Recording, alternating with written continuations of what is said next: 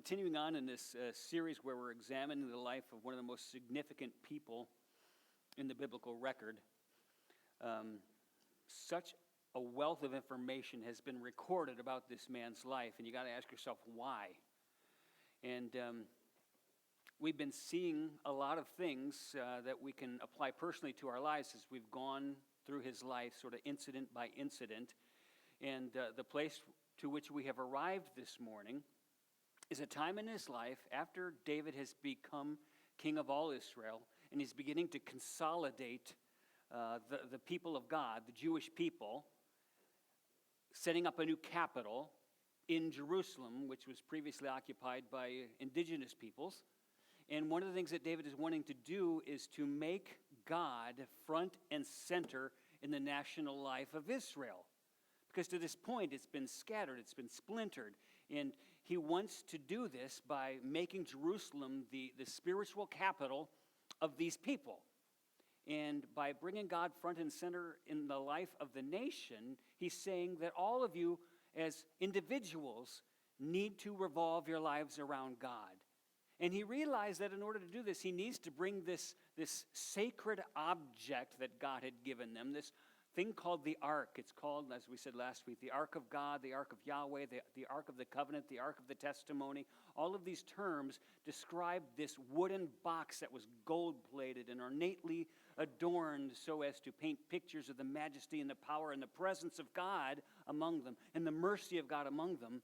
Well, it had been in enemy hands and out of view and out of sight for a long time, and David was bringing it back to make it front and center in Israel. And we saw what happened. We saw how God had actually rained on this parade, and David was left scratching his head. Do you remember they sent 30,000 elite soldiers to go and escort the procession of the Ark of God, bringing it from the place where it was at rest, called Kiryat Yearim? And he was bringing it back with huge pomp and huge procession. And remember, he had prepared this brand new, shiny cart to transport the Ark of God on. And then it all broke loose because the oxen stumbled and the cart was about to overturn. And two of the escorts, what were their names? One was Uzzah and the other one was, I've forgotten his name at the moment. Anyway, this one guy, Uzzah, he reaches out his hand to stabilize the ark so it doesn't fall into the mud and the dirt and get all contaminated and stuff. And when he does, the glory of God flashes out. And Uzzah, for touching the ark of God, the holy object, he's struck down dead. Right there in the middle of the ceremony. Right there next to the ark of God. And David is struggling to figure out, God, why would you act this way? Do you remember that we pointed out the fact that the scriptures say that David was angry? It doesn't say specifically who he was angry at. Was he angry at himself for not having studied out how to do this right? Or something he'd done wrong? Or was he angry at God for lashing out this way? What was his deal? We do know that for the next 3 months after the procession was suspended, that the Ark of God was sent away from David's presence and housed at the home of what was presumably the nearest Levite, whose name was Obed-Edom. And for 3 months, the ark stays hidden away there. And what is David doing for the next 3 months? Well, and again, this is one of the significant things that we must pay attention to is the passing of time. You know, your life unfolds in periods and stages. Things don't turn on a dime. Things are not quick and easy for you. Well, it wasn't for David either. For 3 months, he doesn't know what he's going to do with this God that has just puzzled him so and troubled him so. And so he leaves the ark at this house. And what he does? He gets reconnaissance regularly over 3 months about what's going on at the home of Obed-Edom since the Ark of God is there. Okay? One man has just lost his life over this, so let's see. Is there any residual wrath of God concerning the presence of the ark? Is it safe? Do I even want to bring it into my presence anymore? This is what David is working through. And he's also working through, what did I do wrong? And if we're going to bring this back, how do I make this right?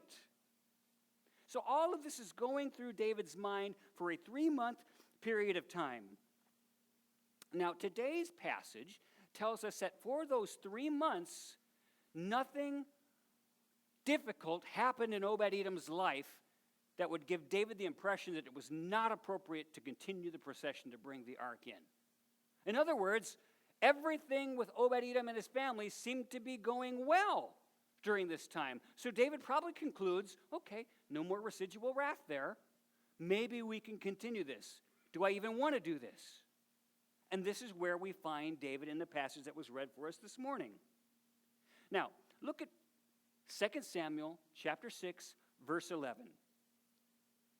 The ark of Yahweh, and that's Lord in all capitals, as I always point out to you, the ark of Yahweh remained in the house of Obed-Edom the Gittite for 3 months, and the Lord Yahweh blessed him and his entire household. Now, there is a juxtaposition here that I want you to see. On the one hand, there's David, who is kind of freaked out by God. He's angry, he's scared of God, and he pushes the ark of God away from himself. That's why it's at Obed-Edom's house to begin with. I can no longer feel comfortable with this thing that symbolizes the presence of God with me. I'm keeping it at arm's length. So he sends it to Obed-Edom's house. Now, on the other hand, there's Obed-Edom who embraces the ark of God into his home. He welcomes it. Do you see these things in juxtaposition? And what happens in Obed-Edom's life as he welcomes God into his life in a symbolic way? God abundantly blesses him. Now, the passage doesn't tell us what that blessing looks like, but we are told that God blessed Obed-Edom during the time he's got this symbol of God's presence resting in his own home. Now, look on the screen. Can you imagine with what haste Obed-Edom and his family must have prepared a place in their home for this unexpected and sacred guest, the Ark of Yahweh, the symbol of the very presence of God with Israel? I thought about that.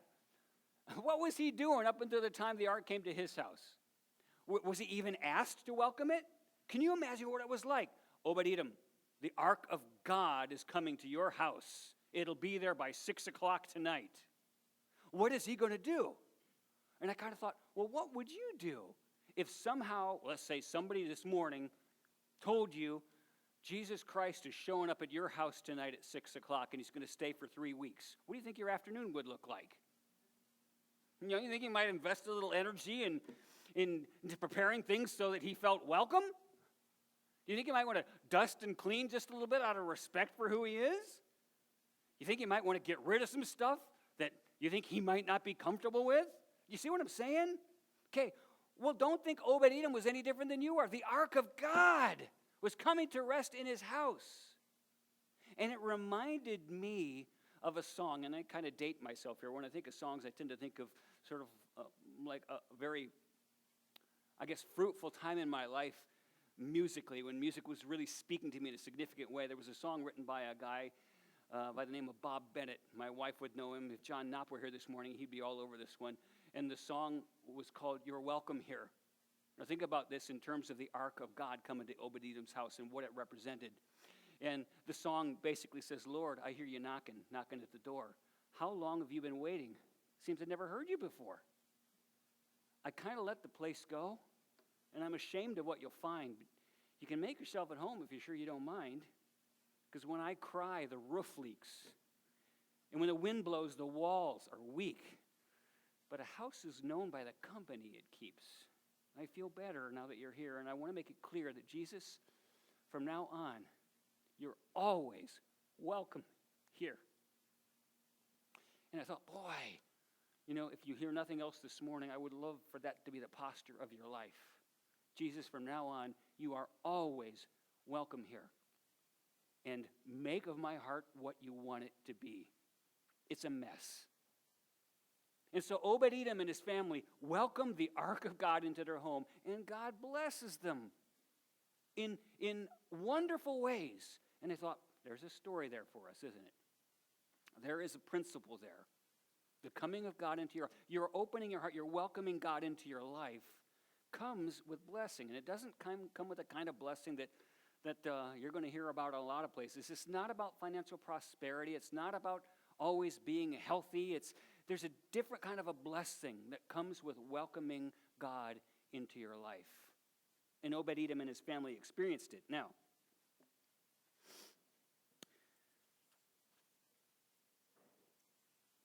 David, having had 3 months now to work through his anger, to work through his afraidness of God, to work through what he'd done wrong, has been a really good student. And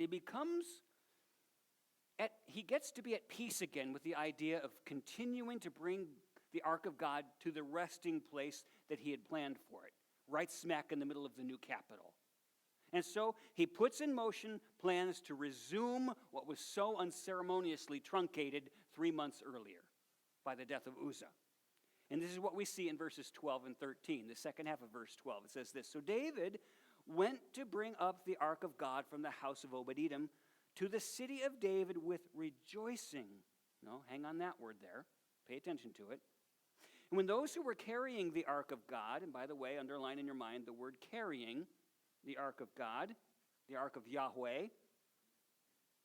When those who were carrying the ark of Yahweh had taken 6 steps, he sacrificed a bull and a fattened calf. Now, some people think that that passage is actually telling us that every 6 steps a stop was made and more sacrifices were offered, which would have meant a very bloody, deadly trail of animal carcasses through Jerusalem that day. I don't necessarily think that that's what it meant, but it does mean at the very least this, that when David started the procession again, when he resumed it, he paused it deliberately to show respect to God in a very culturally acceptable way. And it involved sacrifices of animals. Now, there are 2 things that I want you to notice here based upon this verse. Here's the first one. David renewed this project of bringing the ark into Jerusalem with great respect, which is something that he was not, how do I want to say this? There was something lacking in his proper respect of God the first time. And you're going to see this more as we develop this thought. But notice today that he is very careful to show appropriate respect to God. So during these 3 months, he has searched out how he had messed it up the first time. Now, I want to show you a parallel account of this very event that is recorded in a different book of the Bible. Okay? And this account of the very same event, and it's redundant, I assure you, okay? This parallel account is found in the book of 1 Chronicles. And it gives you more detail than 2 Samuel does on how David went about the resumption of this processional of bringing the ark to its resting place in the new capital. Now let's look at this together, and I want you to pay careful attention to what David did.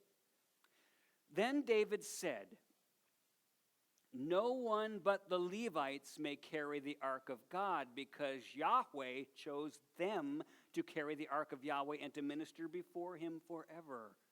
It was because you, the Levites, did not bring it up the first time that Yahweh our God broke out in anger against us. We did not inquire of him about how to do it in the prescribed way." You see, David has done his homework. He has studied how he had inadvertently shown disrespect to God the last time, which is why Uzzah lost his life. So David has studied this and he's owned it. And he's tried to show God proper respect this time. Now the passage continues. So the priests and the Levites consecrated themselves in order to bring up the ark of Yahweh, the God of Israel. And the Levites carried the ark of God with the poles on their shoulders, as Moses had commanded in accordance with the word of Yahweh. Remember last time it was resting on this cart. This time they actually carried it according to the way God had prescribed it. David had learned. Message had been received loud and clear. And what was it? This is a reiteration of what I've tried to tell you last week. God is not to be treated casually, as though he were common or mundane. He is not just one of the boys. We do not engage God without a certain appropriate level of respect. And David got the message. Now, There's another thing that I want you to see in this passage when David resumes the processional. It's not merely about respect. Look at this. And yet David approached God on this occasion with great joy. And you almost feel like those things are mutually exclusive. Can you show appropriate respect for God and still have exuberant, unrestrained joy? Yeah. And this is what you see in this passage. David had great joy on this occasion. Look at verse 14, back to 2 Samuel 6. Wearing a linen ephod, and quite frankly, I wish I could tell you exactly what this ephod looked like. On the one hand, this was a priestly vest that the priests wore, but there was more to it than that. And I tried to find an artist's rendition of a linen ephod, but I was unsuccessful. So leave it up to your imagination. The best thing I can get you to picture is some sort of a white linen thing that is usually worn underneath, okay? And David is wearing it without the kingly garb, without the kingly robes, because he wants to be unrestrained. He wants to be free. So he's not wearing his kingly garb, okay? He's just got this linen thing on. And here's what the passage says. Wearing a linen ephod, David was dancing before Yahweh with all his might. Can you picture it? While he and all Israel were bringing up the ark of Yahweh with shouts and sounds of trumpets. Try to picture what that looked like in your mind. What does it look like for a grown man to be dancing with all his might as an act of worship? I was wondering, so what's the nearest thing I can find in my mind? And the nearest thing I can find in my mind has to do with little kids, because I don't typically see grown men behave in the way that this describes, at least not in the part of the culture that I'm used to, and that's probably key. We tend to be a little bit more restrained in the kind of culture that I've been exposed to all of my life, but I have seen it, especially in places like Africa. But the nearest thing I can picture is like the little kids in this very room after the service lets out. Have you watched them? They are totally self-forgetful. They are running around having the time of their life. I've never seen such joy and exuberance. They're just having a ball. And they're not thinking about, how do I look in front of other people? No, they have totally forgotten themselves in their exuberance, in their joy, in their delight. And I think David found this. This was David on that day. He was like a kid before God. And I got to ask you, how many times in your life do you experience that kind of self-forgetfulness, especially because of your joy in God? And I have to tell you, that is extraordinarily rare for me. And this is just a confession. I struggle with this whole thing of self-forgetfulness. Is there ever a moment I'm not thinking about how I appear before somebody? No. And this is a confession. This is a problem. I struggle with that. I'm so conscious of how I'm being perceived or received by people. And yet, David, before God on this occasion, that was the farthest thing from his mind. He was just throwing it off. God, I am so happy in you. I am so honored to be able to be a part of what is going on here before you, that I'm like a little child. And I just want to encourage you. There's something really rich, something really good, something really God-pleasing in this. And if we struggle in this regard, it's because there's a problem with us.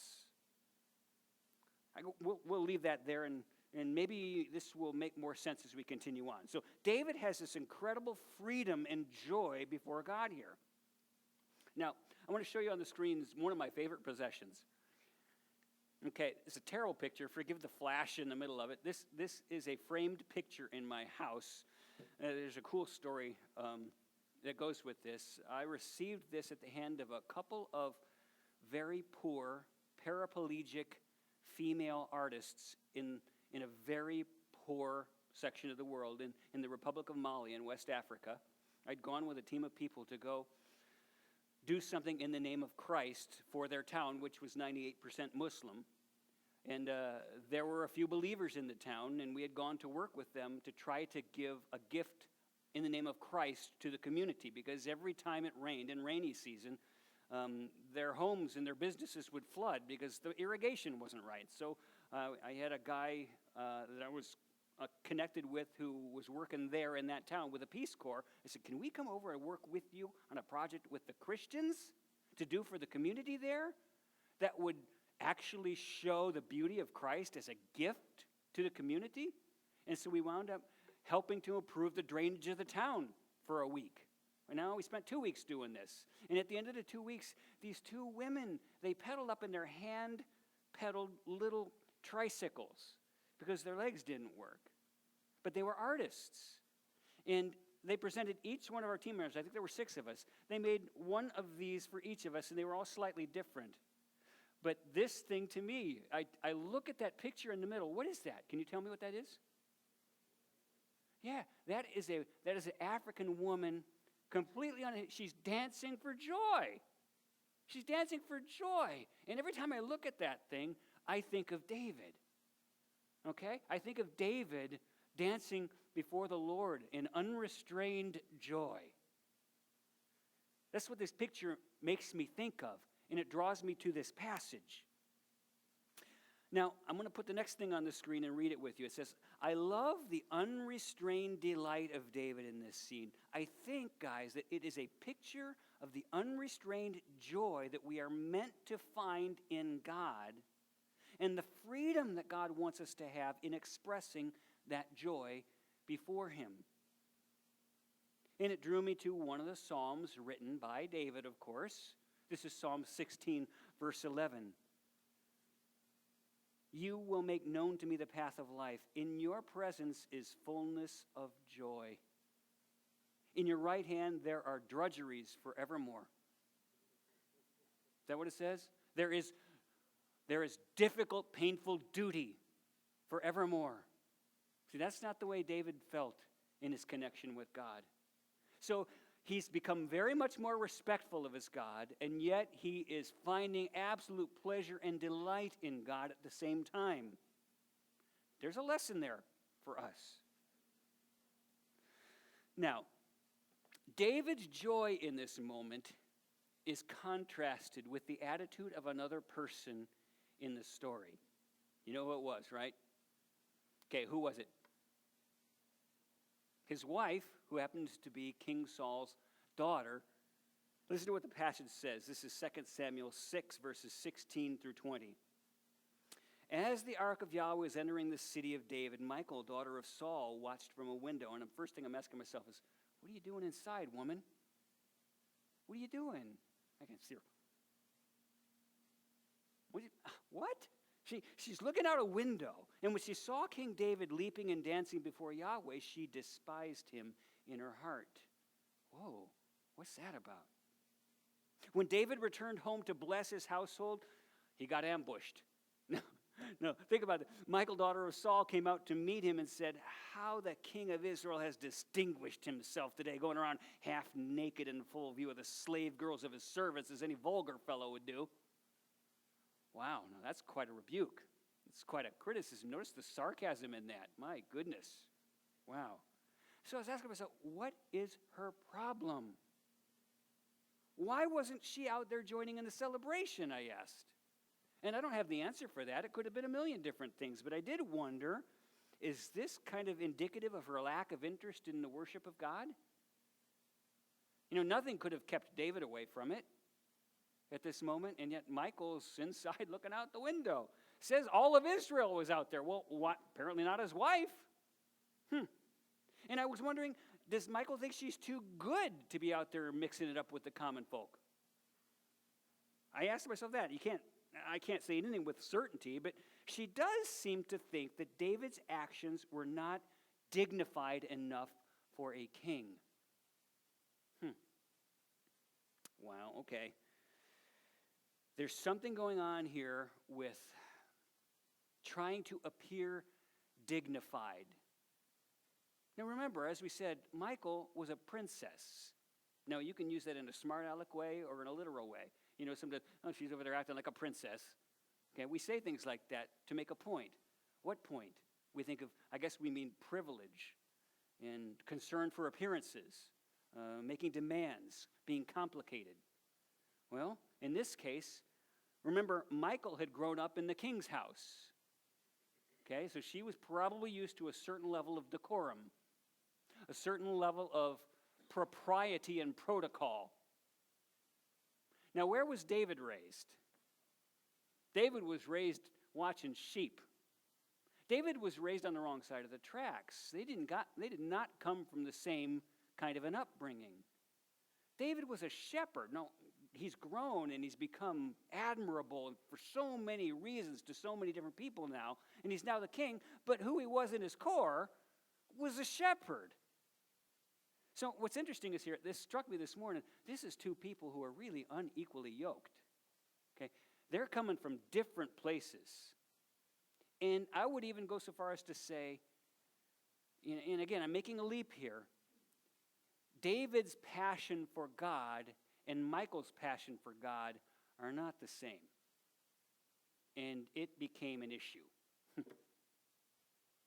David's thinking one way, this wife of his is thinking another way, and it comes to a head here.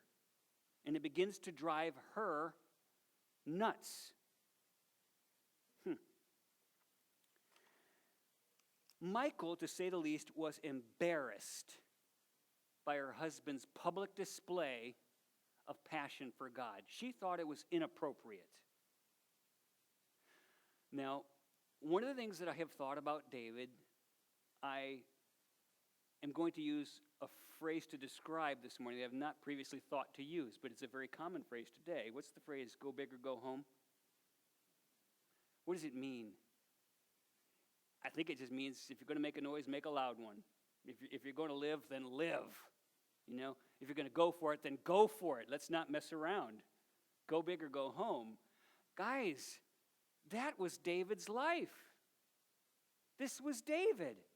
Go big or go home.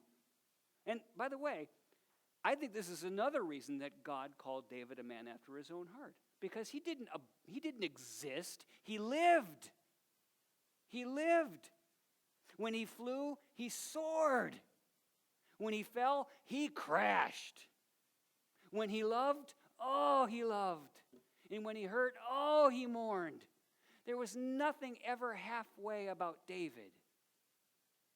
Go big or go home. So here in this moment, his love for God, his passion for God, is put out in full view of the entire nation of people.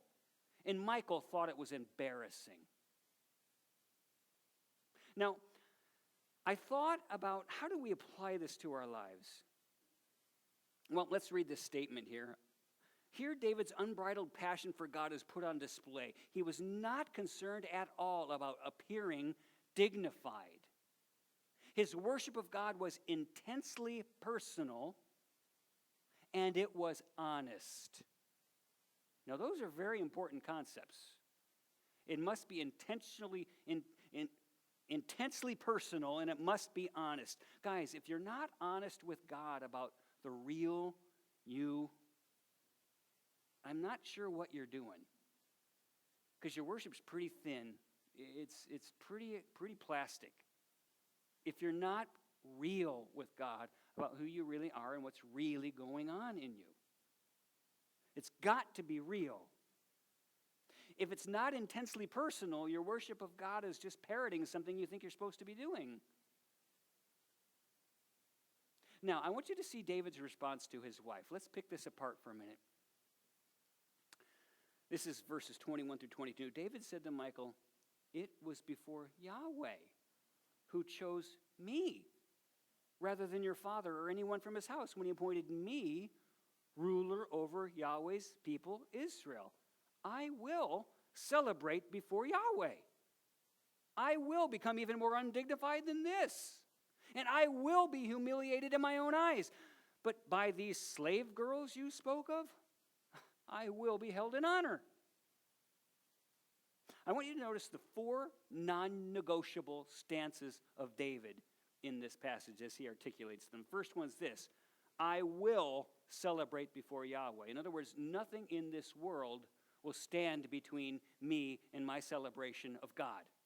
Nothing. Guys, that's important. That needs to be true of me. That needs to be true of you. Nothing will restrain your celebration of God. Secondly, non-negotiable stance. He says, I will become more undignified than this. What does this mean? I would say this: personal vanity, your thoughts about your image, guys, must be discarded. Your personal vanity just stands in the way of worship. Got to be able to let it go. It's not about how you appear. Thirdly, non-negotiable stance. He says, I will be humiliated in my own eyes. And I was thinking, so what is he saying there? I think he's saying, you got to remember your low station, guys, in comparison to God's greatness. That's an essential element of worship. If you think that you're deserving of his favor, you can't worship. And finally, non-negotiable, he says, I will be held in honor by these slave girls you spoke of. I thought, what in the world is he saying there? And this is what this is about. Those with a proper, humble spirit will not despise you for your worship of God. Where there's a proud, arrogant, vain spirit, you'll be despised. But where there's a proper spirit, you're not going to be despised for your worship. And David didn't care whether it was slave girls or not. He didn't care. He didn't care. He wasn't concerned about it. Because he was not concerned about his image. I'll take respect from slave girls. Doesn't matter to me. And of course, this was very cultural in the day. Now, for David, his delight in God was about God and God alone. And notice this: God was not offended by David's uninhibited joy. Even if somebody else with an arrogant spirit was offended by it. Now, guys, listen to this. Something is wrong if we let other people stand in the way of our joy in God. Something is wrong if we let other people stand in the way of our joy in God. Now, I'm going to conclude with 3 summary thoughts, and I want to say more about that point that I just made, but hold on a minute. I want to make a first summary point, and we're going to come to that second one where I want to talk about that. Are you thoroughly confused now? Hold on. This should make sense. Okay, first summary thought. Guys, it is okay to be undignified before God. It is okay to drop your guard before God. God has no problem with you being real and honest with him. And I've made that point in several different ways at several different times throughout the last 2 years, but we're going to keep beating that drum because I know this is a problem for us. For some reason, we still feel like we cannot be honest with God about what's going on in our hearts. And I'm telling you, if that's the way you're going to be, your worship is thin.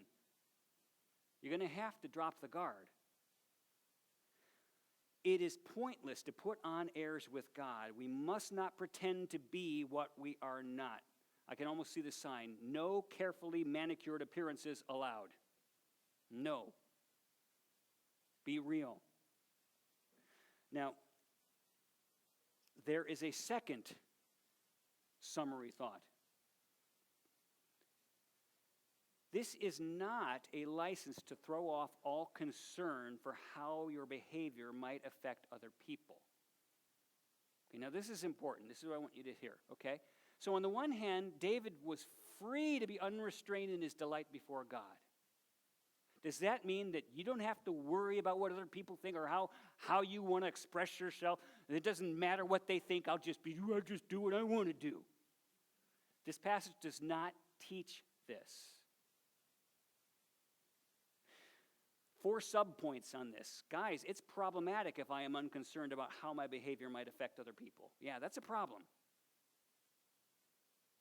Secondly, it's a problem when I allow other people's hang-ups to ruin worship in my own spirit. Now, those two are converse to each other. Number one, you are wrong if you don't care how your behavior affects other people. That's wrong.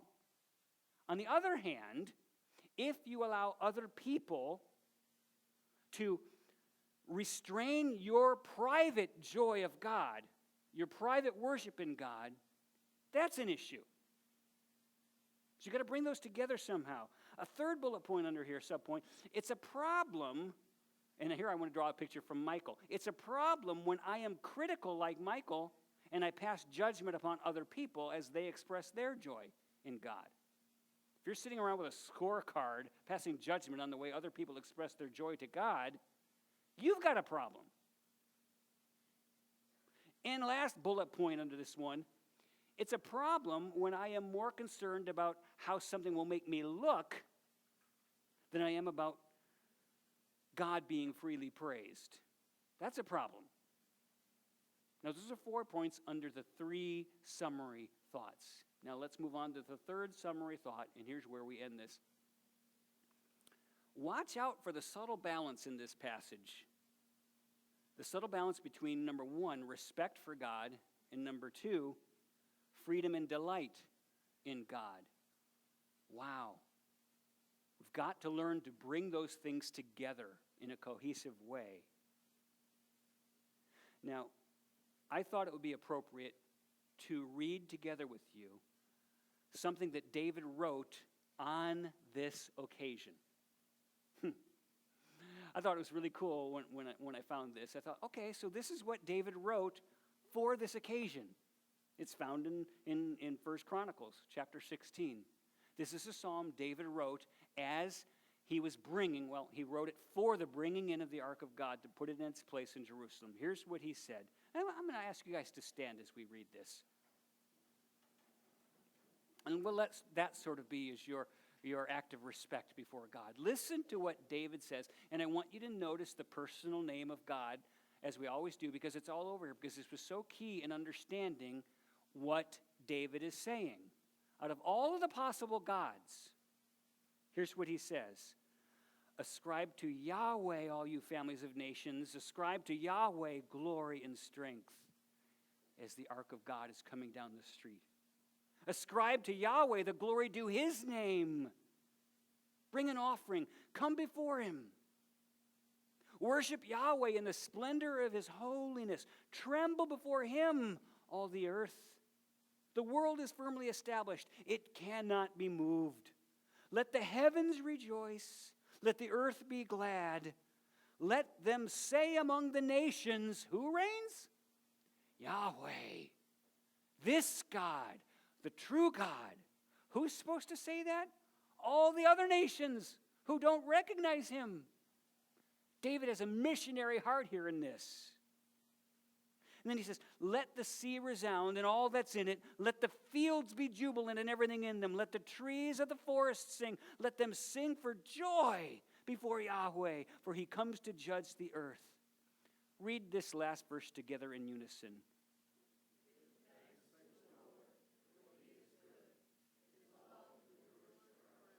Do you believe that he is good? Do you believe that his love lasts forever? Do you believe that you are the recipient of that love? Amen. Allow me to pray for you in conclusion. Oh, Father, thank you. Thank you for this kind of love, this kind of commitment. Thank you for being a God of such character. Lord, teach us to never treat you as though you are ordinary, because you are not. You are holy, which basically means way over and above. Unreachable, untouchable to us, but you have reached us. That's what the whole ark meant. Lord, we honor you, we respect you, we will never treat you as though you were ordinary. And yet, we find all the joy that we were meant to experience as human beings in relationship with you. Now, we confess, Lord, that life in this world is hard and we do not experience the joy we think we should. Teach us how to find joy in you. And teach us how to be real before you and experience passion for you. Thank you for the life of this man and all that we can learn from it. Thank you for this church family with whom we can talk about these things, with whom we can be encouraged. Help us to encourage each other. Let nobody leave here this morning without being encouraged by somebody or seeking to encourage somebody else. We pray this in Christ's name. Amen.